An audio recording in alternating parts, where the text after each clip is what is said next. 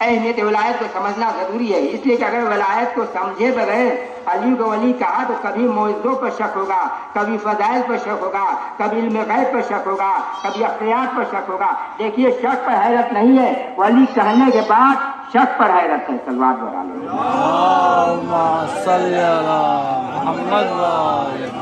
میں آپ کو کسی خاص منزل تک لے جانا چاہتا ہوں۔ ولایت کو سمجھنا ضروری ہے، معرفت ولایت ضروری ہے، غور فرمائیں۔ شک کرنا حیرت کی بات نہیں ہے، ولی ماننے کے بعد شک کرنا یہ حیرت کی بات ہے۔ ایک آدمی اللہ کو مانتا ہی نہیں ہے، وہ اللہ کے وجود کا قائل ہی نہیں، وہ مانتا ہے کہ یہ دنیا ایک حادثہ کی وجہ سے وجود میں آئی، وہ منکر معبود ہے، وہ منکر معبود ہے۔ تو اگر وہ کہے کہ اللہ رازق نہیں، اللہ خالق نہیں، اللہ واحد نہیں، حی نہیں، قدیم نہیں، قدیر نہیں، تو حیرت نہیں ہے، کیونکہ جو اللہ کی ذات کا ہی قائل نہیں وہ صفات کیا مانے گا۔ مگر اگر کوئی لا الہ الا اللہ کہے اور پھر رازق ہونے کا انکار کرے، لا الہ الا اللہ کہے، خالق ہونے کا انکار کرے، لا الہ الا اللہ کہے، قادر ہونے کا انکار کرے، منان ہونے کا انکار کرے، تب حیرت ہوگی۔ اور سوال ہوگا کہ جب ذات کا اقرار کر لیا تو صفات سے انکار کیوں؟ ویسے ایک آدمی علی اللہ کہتا ہی نہیں، وہ قدیر کا قائل ہی نہیں، اب وہ شک کرے کہ علی نے سورج کیسے پلٹا لیا، مردے کیسے جلا دیا، تو حیرت نہیں۔ مگر جو علی اللہ کہہ کر معجزوں کا انکار کرے، ان کے اختیارات کا انکار کرے، جو ولی مان کر علی اللہ کو اذان کا جز نہ مانے، جو ولی مان کر انکار کرے، اس پر حیرت ہوگی۔ اس لیے جیسے رازق ہونا، خالق ہونا، قدیر ہونا، خبیر ہونا اللہ کی صفتیں ہیں، ویسے ہی سورج پلٹانا، ستارہ بلانا، مردہ جلانا ولایت کی صفتیں ہیں۔ صلوات بر آل محمد۔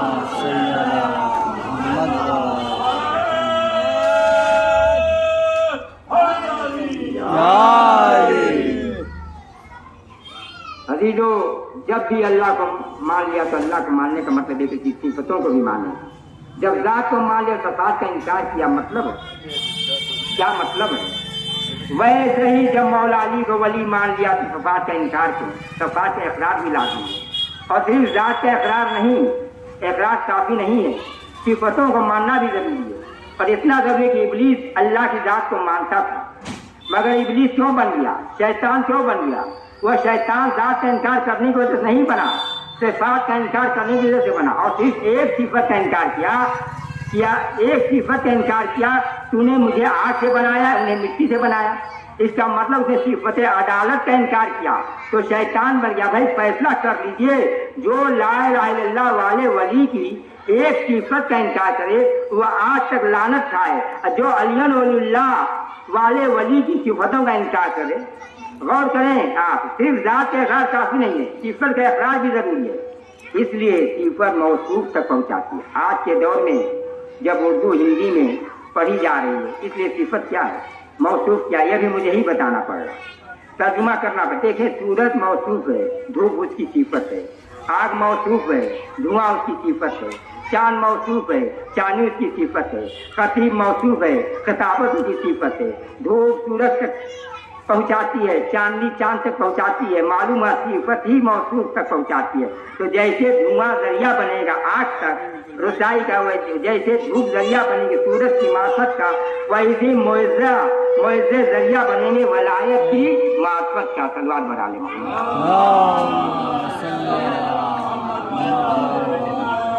صفت پہنچاتی ہے موصوف تک، صرف ذات کے اقرار کام نہیں آتا، صفتوں کا اقرار بھی ضروری ہے۔ عیسائی کیوں ہوا؟ یہودی کیوں ہوا؟ وہ اللہ کے منکر نہیں ہے، وہ ہے اللہ کی صفتوں کے منکر۔ انکار صفات ایمان سے خارج کر دیتا۔ صفات کا اقرار اتنا اہم ہے کہ قرآن کے 114 سوروں میں ایک سورہ اخلاص، اور یہ سورہ الحمد کے بعد قرآن کا سب سے اہم سورہ ہے سورہ اخلاص۔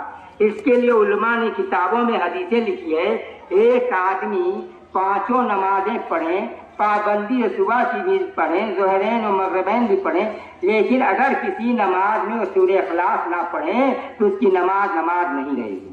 حدیث یہاں تک کہ اگر 7 دن تک نماز پڑھیں مگر سورہ توحید نہ پڑھی تو وہ مسلمان ہی نہیں رہے گا۔ آخر وجہ کیا ہے؟ تو وجہ یہ ہے کہ سورہ صفات کا سورہ ہے۔ قل هو اللہ احد ہونا صفت، اللہ صمد، صمد ہونا صفت، لم یلد صفت ولم یولد صفت، کفوا احد صفت، یہ ہے صفات کا سورہ۔ اگر کوئی یہ نہ پڑھے تو مسلمان نہیں رہتا۔ اب سمجھ میں آیا نبی نے کیوں کہا اے علی تیری مثال سورہ توحید جیسی ہے۔ معصوم نے کہا پانچوں نمازیں پڑھی مگر ایک بار بھی اگر سورہ توحید نہیں پڑھا تو اس کی نماز نہیں۔ نبی نے فرمایا اگر 7 دن تک کوئی سورہ توحید نہ پڑھے تو نبی نے فرمایا وہ دین ابو لہب پر مرے گا، اس لیے یہ اس کی صفتوں کا سورہ ہے۔ اب سمجھے نبی نے کیوں کہا اے علی تیری مثال سورہ توحید جیسی۔ دیکھیں 114 سورے ہیں قرآن کے، مگر مولا کو سورہ آل عمران نہیں کہا، سورہ مومن نہیں کہا، سورہ نور نہیں کہا، سورہ توحید کہا ہے۔ اس لیے سورہ توحید کی ایک صفت یہ بھی امام جعفر صادق علیہ السلام نے فرمایا ہے۔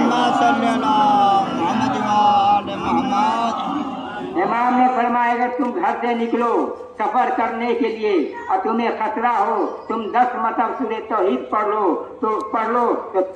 لو تم اللہ کی امان میں رہو گے۔ اگر گھر سے نکلتے ہوئے سورہ پڑھ لیا تو مشکل نہ چھو پائے گی۔ اب میں کسی احمق کو یہ اجازت نہیں دوں گا کہ وہ پوچھے کہ گھر سے نکلتے وقت نعت علی کیوں پڑھتے ہو، تلوار بر آل محمد۔ 10 مرتبہ سورہ توحید پڑھ لیں تو مصیبت قریب نہیں آئے۔ نبی نے فرمایا اے علی تیری مثال سورہ توحید جیسی ہے۔ سورہ حمد نہیں کہا، سورہ مریم نہیں کہا، سورہ نور نہیں کہا، آل عمران نہیں کہا تو سورہ توحید کا کوئی سورہ کیوں نہ کہا؟ تو عزیزو ہر سورے میں اللہ کا ذکر بھی ہے، بندے کا ذکر بھی ہے۔ سورہ حمد میں اللہ کا ذکر بھی ہے، بندے کا ذکر بھی ہے۔ آل عمران میں بندے کا ذکر بھی ہے، اللہ کا ذکر بھی ہے۔ سورہ نور میں اللہ کا ذکر بھی ہے، بندوں کا ذکر بھی ہے۔ مگر یہ وہ سورہ ہے جس میں بندے کا ذکر نہیں ہے، صرف اللہ ہی اللہ ہے۔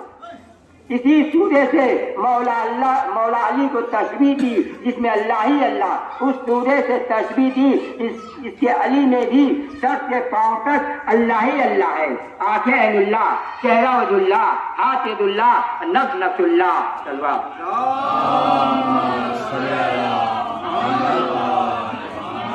جیسے سورہ توحید میں اللہ ہی اللہ، ویسے علی کا چہرہ وجہ اللہ، آنکھیں عین اللہ، کان ید اللہ، زبان لسان اللہ، نفس اللہ، ہاتھ ید اللہ، دوست رحمت اللہ اور دشمن لعنت اللہ۔ تو سورہ اخلاص کی اہمیت کا سبب یہ ہے کہ صفات کا سورہ، اور خالی ذات کا اقرار کافی نہیں، جب تک صفات کا اقرار نہ ہو۔ تو جیسے خالق ہونا، رازق ہونا، قدیر ہونا، خبیر ہونا اللہ کی صفتیں ہیں، ویسے مردے دکھانا، مردے جلانا، سورج پلٹانا علی کی صفتیں ہیں۔ نہیں غلط کہا میں نے علی کی صفتیں نہیں، علی میں صفتیں ہیں، صفتیں ہیں رحمان کی، رہتی علی کے جس کے مکان میں۔ تلوار بر آل محمد۔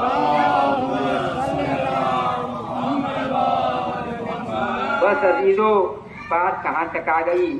میں عرض کر رہا جس طرح لا الہ الا اللہ میں قدرت راسیت خلافت ہے، ویسے ہی خلاقیت ہے وغیرہ، ویسے ہی علی اللہ میں مد صفات معبودیت بھی ہے۔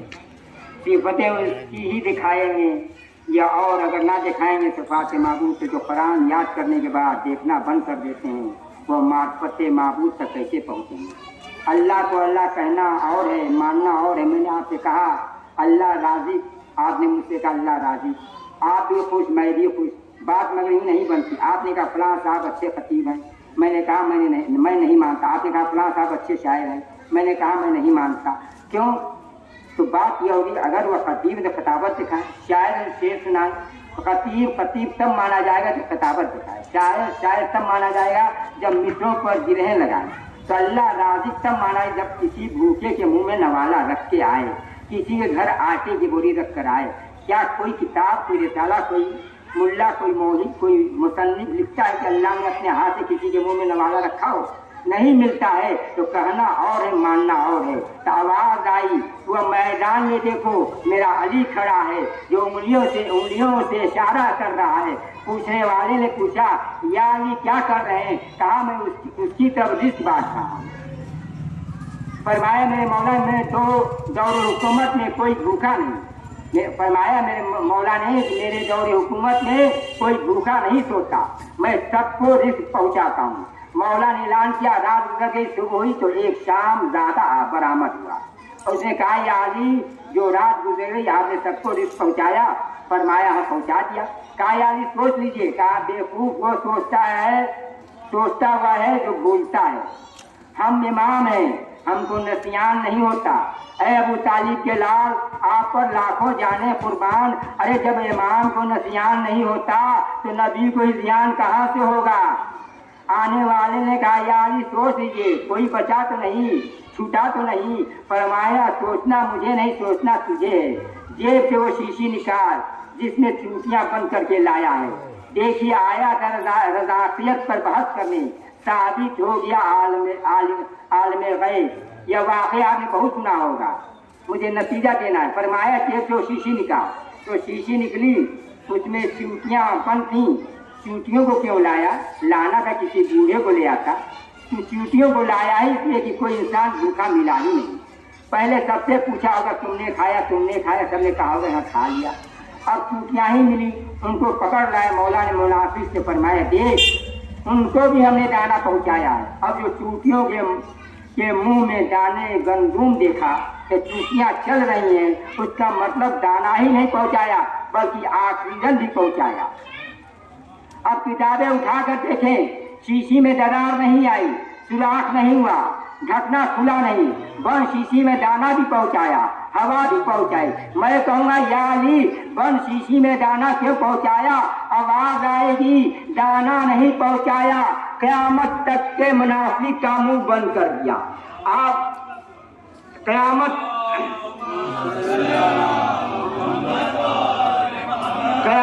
تک کے منافق کا منہ بند کر دیا.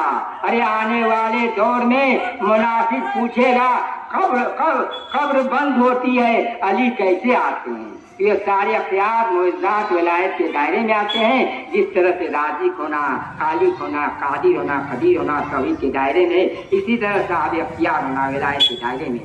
ولی صرف نماز روزہ سکھانے والے کو نہیں کہتے, نظام کائنات چلانے والے کو کہتے ہیں. ولی اللہ کا نمائندہ ہوتا ہے, ولی کائنات کا سرپرست ہوتا ہے. فیضان محترم عزیزان گرامی, مولا علی تو مولا علی ہیں, مولا علی تو مولا علی ہیں. ولی ہو گئے یا علی کہنے والے, یہ اختیارات ولایت کے دائرے میں آتے ہیں. اللہ نے ان کو اپنی صفتوں کا مظہر بنایا کہ صفتیں میری ہوں گی, اظہار ان کے ذریعے ہوگا, اور ان کا کام اور بھی سخت ہے. دیکھیں ان کو اللہ بھی منوانا ہے اور اپنے اوپر سے الزام اولویت ہٹانا بھی ہے. دو سخت کام ہیں, یہ بھی سمجھانا کہ ہوا ہے, اور یہ بھی بتانے میں ہوا نہیں ہوں. اختیار دکھا رہے اللہ کو اللہ منوانے کے لیے, اور سجدے کر رہے ہیں اپنے کو اس کا بندہ منوانے کے لیے. یہ ہے معاملہ, یہ ہے ولایت, یہ مظلوم عقیدہ اس لیے ہے ابھی تک اس ولایت کو سمجھا ہی نہیں گیا. یہ ویسے ولی نہیں ہے کہ گم میں چلا رہا ولی, کپڑے پھاڑے گم رہا ولی, گلی گلی کا ولی, یہ ویسا ولی نہیں ہے. اس کی ولایت ایسے کہ اللہ ولی ہے, اس کا رسول ولی ہے, اور وہ ولی ہے جو عالم رفو میں زکات دیتا ہے. اور یہ آیت مباہلہ سے ولی نہیں بنے, آیت ولایت سے ولی نہیں بنے. جب سے نبی ہیں تب سے ولی, اور اس کی ولایت اور ان کی ولایت, اس کی ولایت اور ان کی ولایت ایک ہے. امام نے فرمایا ہماری ولایت اللہ کی ولایت ہے, مطلب یہ تم ہم کو دیکھو گے اس کو پہچانو گے, ہم اس کو پہچانوائیں گے, ہم اس کو منوائیں گے. تم کیا مانتے, ہم سکھائیں گے کہ اللہ کو کیسے مانا جاتا ہے. تم تب تک مانو گے جب تک دولت ملے گی, جب تک تمہیں اولاد ملے گی تب تک تم مانو, تمہیں عزت ملے گی تب تم مانو, تمہیں گھر ملے گا تب تم مانو. ارے ملنے پر ماننا اور ہے, لیکن لوٹنے پر ماننا اور. اللہ کی ولایت اور ان کی ولایت ایک ہے, اور یہ آئے ہیں اللہ کی ولایت سمجھانے کے لیے. انہوں نے سکھایا کہ ماننا کسے کہتے ہیں. دیکھو وہ تم ہو کہ ذرا سا موسم گرم ہوا تو تم نے کلمات کفر نکالنا شروع کر دیا, ذرا سی پریشانی آئی تم نے شکوہ کرنا شروع کر دیا. آؤ ہم سکھائیں تمہیں, دیکھو وہ زہرا کا دروازہ جل رہا ہے مگر سجدے شکر ہے, معصومہ کے شکم میں محسن کا جنازہ اٹھ رہا ہے مگر سجدے شکر ہے. اللہ اکبر, کتنی مصیبتیں, کتنے ظلم, مگر اللہ سے سوائے شکر کے اور کچھ کہا بھی نہیں. اب اندازہ لگائے جس کی تعظیم کو نبی اپنی مسجد سے بلند ہو جاتے تھے، اس کا یہ حال کہ دائیں ہاتھ سے تسبیح نہیں پڑھ سکتی تھی، اس کے لیے ملعون کے تازیانے نے ہاتھ مجروح کر دیا تھا۔ اللہ اکبر، روایت میں کہ جناب سیدہ کے بازو پریشان، تازیانہ بازوپن کی طرح آخری وقت تک موجود رہا۔ ہم پھر کربلا میں اس کی بیٹی کے ہاتھوں میں رسیاں باندھی گئی، مگر شکر خدا کیا آپ رونے پر آمادہ ہو گئے۔ لیکن یہ بھی سن لیجیے کہ مصائب رونے کے لیے نہیں ہوتے ہیں، مصائب مر جانے کے لیے ہوتے ہیں۔ رونے کے لیے تو یہ جملہ ہی کافی ہے۔ سیدہ پرسہ لینے آتی ہیں، حالانکہ جس گھر میں موت ہو وہ پرسہ لینے نہیں آتا، لوگ اس کے گھر اس کو پرسہ دینے جاتے ہیں، مگر ایک دکھیا ماں 1400 برس سے اپنی ٹوٹی پسلیوں کو تھامے ہاتھ میں رومال لیے ایک ایک ادا خانے میں جاتی ہیں، ارے لاؤ میرے حسین کا پرسہ دو، ارے میرے لال حسین، ارے میرے مظلوم حسین۔ عزاداروں میں عرض کر رہا تھا، انہوں نے سکھایا کہ اللہ کو ماننا کیا ہے۔ انہوں نے دکھایا، دیکھو یہ جلتا ہوا ہمارا دروازہ دیکھو، یا محسن کا لاشا دیکھو، وہ حسن کا جنازہ دیکھو، وہ حسن کے جنازے میں تیر دیکھو، یہاں رک جائیں۔ امام حسن اور امام حسین دونوں جنت کے جوانوں کے سردار، تو دونوں کی مصیبتیں بھی ایک جیسی۔ امام حسن کے کفن میں تیر ہیں تو مظلوم حسین کے بدن میں تیر ہے۔ امام حسن کے کفن میں تیر ہیں تو مظلوم حسین کے بدن میں تیر ہیں۔ وہ دیکھو حسن کا جنازہ نکلا، وہ ایک ملعونہ نے تیروں کی بارش کرائی اور ایک شیر جنازے کو اپنے بھائی کے حوالے کر کے دوڑتا اپنے گھر آیا، کہا اماں میری تلوار کہاں ہے؟ ماں نے کہا میرے لال عباس جنازے میں تلوار کا کیا کام؟ کہا اماں غضب ہو گیا، اماں مولا حسن کے جنازے پر تیر چل رہے ہیں، میں کہوں گا میرے غیرتدار آقا، ارے حسن کے جنازے پر تیر دیکھ کر یہ عالم ہو گیا، اے ہائے قاسم کا لاشا، ہائے حسن کے یتیم کا، کربلا میں حال کیسے برداشت کیا ہوگا۔ عزاداروں یہ منظر دیکھ کر جس گھر کی بیویاں کبھی گھر سے نکلتی نہیں، ہائے حسن کی مظلومی، تاریخ نے لکھا کہ بی بی زینب کبھی کسی جنازے میں نہیں گئی، لیکن جب حسن کے جنازے پر تیر لگے ہیں اور دوسری مرتبہ جنازہ چلا ہے تو بی بی زینب و ام کلثوم بھائی کے جنازے کے چاروں طرف بنی ہاشم کی خواتین کے ساتھ چلی ہیں، جنت البقیع تک بہنیں بھائی کے جنازے کے ساتھ ساتھ گئی۔ میں عرض کروں گا، اے بی بی بڑے بھائی کے جنازے پر تیر چلے ہیں مگر پھر بھی آرام سے جائیں، ارے جوان بھائی ساتھ، مگر اے بی بی ایک بھائی کربلا میں پڑا ہوگا، جب آپ کے خیمے کے باہر نکلیں گی تو منظر اور ہوگا، اس بھائی کا جنازہ اور ہے، اس بھائی کا جنازہ اور ہے۔ بڑے بھائی کے جنازے میں زینب گئیں، عباس تلوار یہ طواف کر رہے تھے، مگر جب وہی زینب چھوٹے بھائی کے جنازے پر گئی ہیں، حسین کے جنازے پر جو شام کی زیارت کو گئے ہیں وہ دوبارہ جائیں، جو نہیں گئے وہ بھی ضرور جائیں۔ اور جب شام میں بیوی کے حرم میں زیارت پڑھیں تو اس میں آپ پڑھیں گے تو غور کیجیے، ایک فقرہ ہے، سلام اس بیوی پر جو نیزوں کو ہٹاتی ہوئی اپنے بھائی کے لاشے پر آئی، تیزی سے مگر آ کر رکی، دائیں دیکھا بائیں دیکھا، ایک جملہ کہا، انتوخی، کہا کیا تو میرا بھائی ہے؟ تیرا امامہ کہاں گیا؟ تیرا کرتا کہاں چلا گیا؟ تو میرا بھائی ہے، کہاں تیرا پیراہن جو میری ماں نے تجھے پہنایا تھا کرتا کہاں ہے؟ کہاں ہے تیری کمر کا پٹا؟ اگلا جملہ ہے، سلام اس بیوی پر جو لاش حسین پر کھڑی ہوئی آسمان کو دیکھا، کہا یا رسول اللہ یا آپ کا حسین کیا آپ ایسے ہی چھوڑ کر گئے تھے اس کو؟ بس ایک جملہ کہوں گا، آپ روتے ہوئے اٹھ جائیں گے، جب رویا کیجیے اور مسائل میں آوازیں بلند ہو جائیں تو بہت محتاط ہو جائیں، اس لیے کہ اس وقت کیا پتا اس کے پہلو میں کون بیٹھا۔ تو حسن کے جنازے پر تیر چلے، شکر خدا، نانا کا روزہ چھوٹا، شکر خدا، کربلا پہنچے شکر خدا، خیمے ہٹ گئے شکر خدا، سکینہ کے ہونٹوں میں پتلیاں پڑ گئیں شکر خدا، علی اصغر کی پتلیاں پھرنے لگیں شکر خدا، 10 محرم گھر اڑنے لگا شکر خدا، دوستوں کی لاشیں پھنس گئے شکر خدا، یتیم بچے کی لاش پہ گھوڑے دوڑا گئے شکر خدا، جوان کے سینے پہ نیزہ نکلا شکر خدا، 32 برس کے بھائی کے ہاتھ لائے شکر خدا، اصغر کے گلے سے تیر نکالا شکر خدا، سرنے میں سر ہے، گردن پر خنجر ہے، مگر شکر خدا بس ہزاروں، اس کو کہتے ہیں اللہ کو ماننا۔ ختم ہو گئی مجلس، بس آج جناب عباس سے 2 روایتیں سنا دوں آپ کو۔ پہلی روایت ہے کہ جب مولا حسین غریب رخصت آخر کو آئے ہیں تو پہلے مولا حسین بیویوں کو خیمے میں نہیں آئے، پہلے دوستوں کو خیمے میں گئے اور خالی خیمے کو دیکھا، یہ حبیب کا خیمہ، یہ سعید کا خیمہ، یہ زہیر کا خیمہ، یہ نوفل بن حلال کا خیمہ، یہ وہب کا خیمہ، خالی خیموں کو دیکھتا رہا میرا مولا۔ پھر آسمان کے نیچے آیا، کہاں ہو میرے شیرو، کہاں ہو میرے دلورو، مولا حسین اپنے دوستوں کو پکارا۔ پھر اس کے بعد کتب مقتل میں ملتا ہے حسین یہ خالی خیمے میں آئے، حسین جیسا صابر اپنے دوستوں کو پکار رہا تھا، رویا نہیں، لیکن اب ایک خیمے میں آیا، پکارا کسی کو نہیں، بس رونا شروع کر دیا۔ لکھا ہے ارے وہ کسی اور کا خیمہ نہیں تھا، عباس دلاور کا خیمہ تھا، اے میرے عباس میری کمر تیرے مرنے سے ٹوٹ گئی۔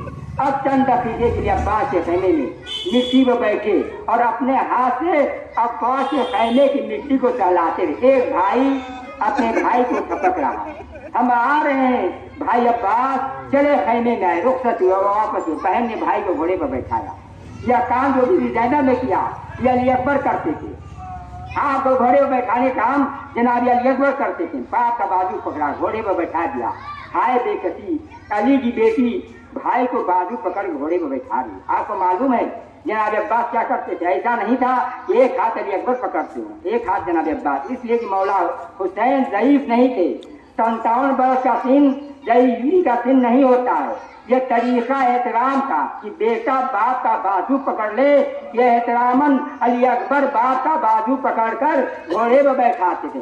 میں نے تحقیق کی، جب مولا حسین گھوڑے پر بیٹھے جناب عباس کیا کرتے تھے؟ دمت الثاقبہ میں ایک روایت ملی ہے کہ جب عباس بازو نہیں پکڑتے تھے، عباس گھوڑے کی رکاب ہاتھ میں لے کر حسین کے قدموں میں ڈال دیا کرتے تھے۔ تو وہ کام جو اکبر کرتے بی بی زینب نے کیا، مگر وہ کام جو عباس کرتے تھے کون کرے؟ روایت ہے کہ خیمے کا پردہ اٹھا، ایک برقع پہنے بی بی نکلی، رکاب کو پکڑا، امام کے قدموں میں ڈال دیا۔ ایک بی بی جناب زینب ہیں جو بازو پکڑے ہیں، اور ایک بیوی اور ہے جو برقع پہنے نکلی، اس نے امام کے قدموں میں رکاب کو ڈال دیا۔ قدموں میں رکاب کا آنا تھا، حسین ڈرتے رکاب پر پنجے رکھے، نہر فرات کو دیکھا، کہا ارے میرا عباس، آپ جانتے وہ کون بیوی تھی؟ کوئی اور نہیں، حضرت عباس کی بیوہ جناب لبابہ تھی، خیمے سے باہر آ گئی، میرا شوہر وصیت کر کے گیا تھا، دیکھو میرے آقا کو گھوڑے پر بیٹھنے میں زحمت نہ ہونے پائے۔ بس عزیز و آخری روایت، جب شمر ملعون نے حضرت کے گلے پر خنجر چلایا تو 12 مرتبہ خنجر چلایا، اور عزیز و ہر اسلحے کے چلانے کا طریقہ الگ ہوتا ہے، تلوار چلانے کا طریقہ الگ ہے، نیزہ مارنے کا طریقہ الگ ہے، تلوار کو دستے کو پکڑ کر ہاتھ اٹھا کر تلوار ماری جاتی ہے، تیر کمان سے جوڑ کر چلایا جاتا ہے، نیزے پچھلے حصے سے پکڑ کر پھینکا جاتا ہے۔ خنجر چلانے کا طریقہ یہ ہے، خنجر کو رکھ کر دبایا جاتا ہے، دبا کر چلایا جاتا ہے۔ کتابوں میں ہے گلے پر خنجر چلا، مگر وہ خنجر کے نہیں چلا، خنجر کلہاڑی کی طرح چلایا گیا۔ ارے زہرا کا لال اور کند خنجر، لکھا ہے کہ 12 مرتبہ ملعون نے خنجر چلایا۔ جب پہلی مرتبہ چلا حسین نے کہا واہ اماں ہو، دوسری مرتبہ چلا وہ جدہ ہو، تیسری مرتبہ خنجر چلا وہ لیا۔ اس کے بعد حسین نے کسی کو نہیں پکارا، خنجر چل رہا تھا، حسین کہہ رہے تھے ہائے عباس یا عباس یا عباس۔